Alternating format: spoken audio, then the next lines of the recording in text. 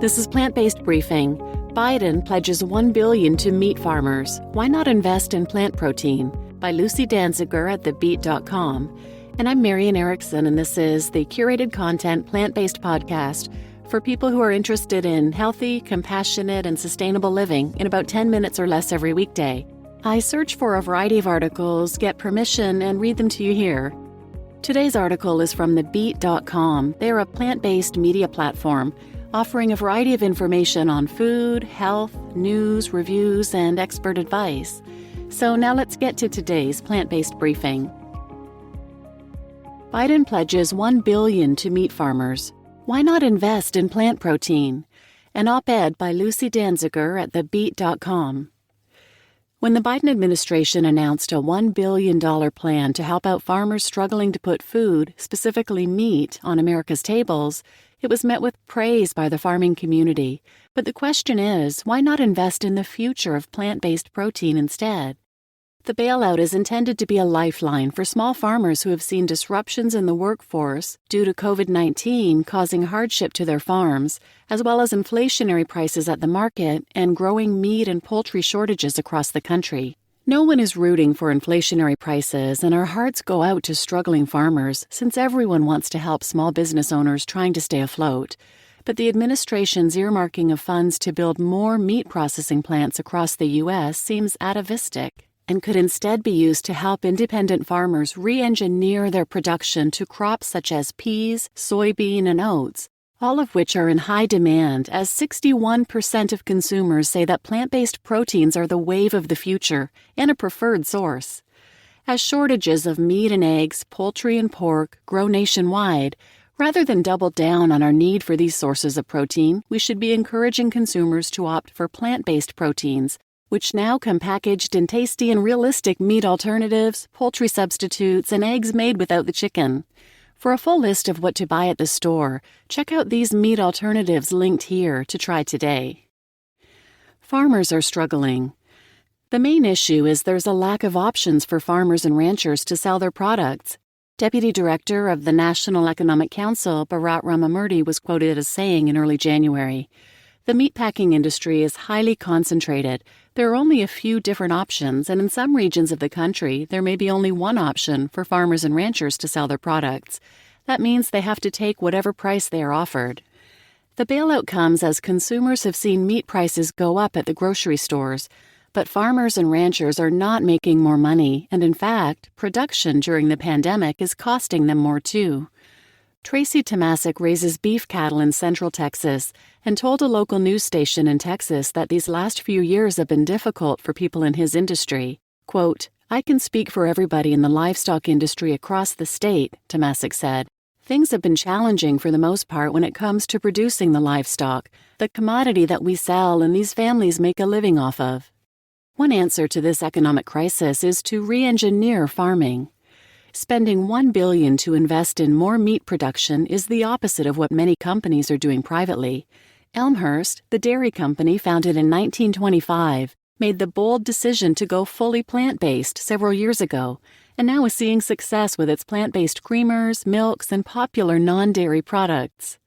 Instead of spending $100 million in funding to increase the pipeline of workers going into this field, or to bolster the educational efforts of meat producers, the administration could be better aligned with its climate initiatives to grant farmers what they need to re-engineer their production to grow pea protein and create more plant-based ingredients. One company helping American farmers convert from dairy to oats is Halsa Foods, the maker of oat milk yogurts. It has started working with dairy farmers in the U.S. to offer the opportunity to grow organic oats as an alternative to raising dairy cows, and they have assembled a coalition to support the farmers with the conversion process. These massive pivots require funding, patience, and a vision. And this bailout appears to be at odds with what we know about animal farming and climate change. Raising farmed animals is one of the largest contributors to greenhouse gases, and the World Health Organization, as well as the UN and Harvard School of Public Health, have all warned that in order for our global food systems to be sustainable, we need to eat more plant-based proteins. Farmers themselves are voluntarily making the switch to plant-based growing, such as Jay Wild, a farmer featured in the documentary 73 Cows, who retired the cows from his dairy farm and sent them to Hillside Animal Sanctuary in Norfolk, UK, and decided to grow oats instead. He decided in 2017 he could not bear to send the cows to the slaughterhouse for what must be a terrifying death. Wild originally produced dairy products, then moved to produce organic beef, and now 3 years later, Wild is transitioning to produce oat milk, a more sustainable and kinder option to cow's milk. Wild worked with Refarmed, an organization that helps dairy farmers transition to producing plant-based milk, to transform Bradley Nook Farm in Ashbury, UK.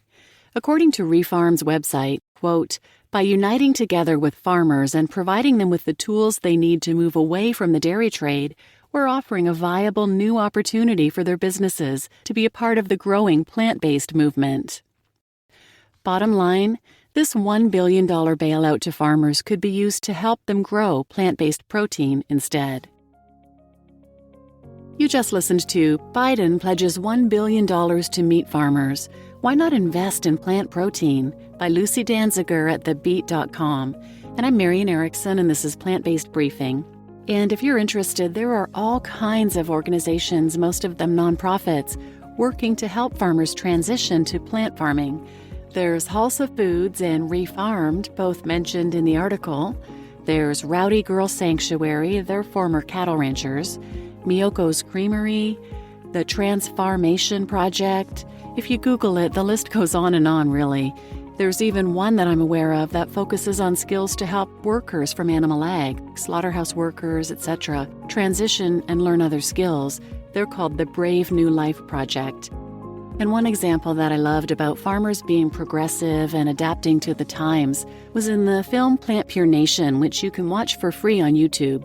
It's essentially about the health benefits of plant-based diets, and they ran a 10-day jumpstart program feeding people healthy, whole food, plant-based meals, and all of the participants saw incredible health benefits in just those 10 days. One of them was a cattle farmer, and they went back and interviewed him and his wife at the farm and asked, quote, "As a farmer, how do you feel about the idea that maybe the future of farming could be in plants as opposed to dairy and livestock?" And they answered, "Well, I think that my family's always sort of been progressive in that way. My family didn't start in livestock. They started in pickles and preserves, and then they went to dairy, and then the beef.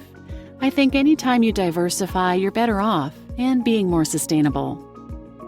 So switching to a plant-based diet doesn't mean you don't care about farmers. Hopefully the farmers will make the switch too and get ahead of the game.